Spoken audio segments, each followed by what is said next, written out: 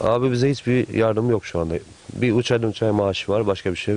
Hiçbir gelirimiz yok. 5 yaşında oğlum var. Evet. 5 yaşında oğlum var ve anamın hikaye kesik. Evet.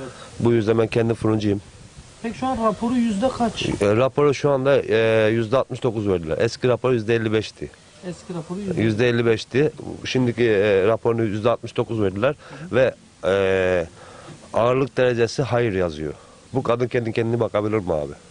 Şu an 2 ayağı yok. kendi kendine bakılabilir diyorlar.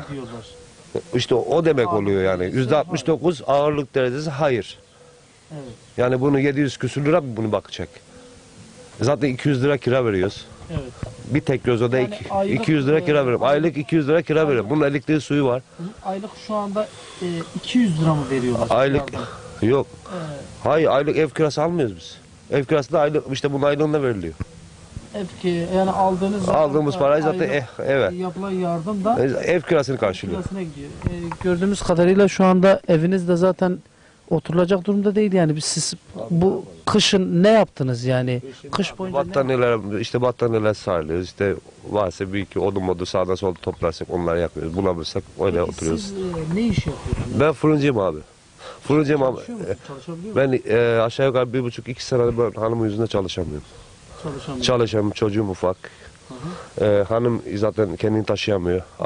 Tuvaletini, banyosunu, evin yemeğini, üstü başı temizliğini, çamaşır makinamız da yok. Kullanamıyoruz. Çamaşır yarım tek göz oda olduğu için.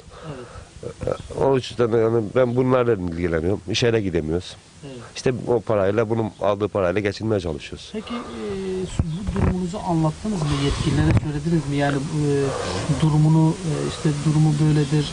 Raporda %69 yazıyor ama benim eşim 2 ayağı kesken. Bunu anlattığınızda ne cevap aldınız? Ben hiçbir yetkili derken ben bir raporunu yükseltmeye gittiğim zaman işte 2. ayağı kesildiğinde tekrar yeni rapor yükselteyim dedim belki. Yırtık bir Evet rapor. abi. Bu nedir abi? İşte bunu yeni çıkardığım rapor bu. Evet. Niye yırtık? Abi zaten eski raporu %55'ti Evet. rapor. 2. rapor ayağı diz altından kesildi. Evet. Şimdi hiç yürüyemiyor. Ondan iyi kötü gene kendini taşıyordu. Evet. Şimdi 2 gün koşturdum ben bu raporu Alsancak Devlet Hastanesi'nde. Evet. Bu sefer baktım rapor sonucunu görünce birden kendimi kaybettim. Sinirlendim, yırttım. Sonra oradan birisi dedi ki atma çöpe de al dedi, gene lazım olur dedi. Ben gene tekrar aldım. Getirdim. Peki sen mi bu Ağır olduğu zaman başka birisi taşıyor. yani sokaktan birisi mi yardım ediyor? Peki olmadığı zaman sen ne yapıyorsun? Anneni nasıl taşıyorsun ki sen? Ben böyle. Kendi iniyor. Evet. Ben tutuyorum arkasından. Hı hı. Ondan sonra bir tane abi çağırıyor babam yokken. Evet. Onu indiriyor, ben de onu taşıyorum. Mesela kırtasiyeciye gidiyor, götürüyor. Evet. Aşağıda bir tane kırtasiyeci var, oraya gidiyor. Mesela eşim işe gidemiyor abi. Çok mağdurum. Her şeyi eşim karşılıyor. Ev işini, yemek işini, çamaşırı. Eşim bizlerle ilgileniyor. İşi var, işe gidemiyor.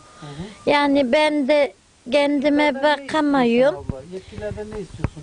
Buyur bak. Abicim, belki duyanlar olur. İnşallah bana bir el atan, yardım olan araba istiyorum. Bilmiyorum. İnşallah el duyan olur. Çok mağduruz yani, kiramızı veremiyoruz. Eşim işe gidemiyor, karşılayamıyorum. Bir yere gitmek olduğunda onu komşu indiriyor. İnşallah bir tane ceyran akülü araba istiyorum. En azından Yani kendimi kurtarayım abi. kendin en azından Bilmiyorum. gidip gelebilirsin. Yani evet. Evet. Evet. Ne bileyim, çocuğumu Başka kimseniz okutamıyorum. var mı abla? Kimsemiz yok abi. Kimseniz yok. Üçünüz. Evet, üçümüz. Eşim, ben, çocuğum. Evet. Çocuk. Bizleri bırakıp gidemiyor. Ben kaç kere düştüm. Ayağım kesildiğinde yürüyemedim. Ayak var sanıyorum, basar gibi oluyorum, devriliyorum. Evet. Yani eşim bizimle ilgileniyor daha doğrusu.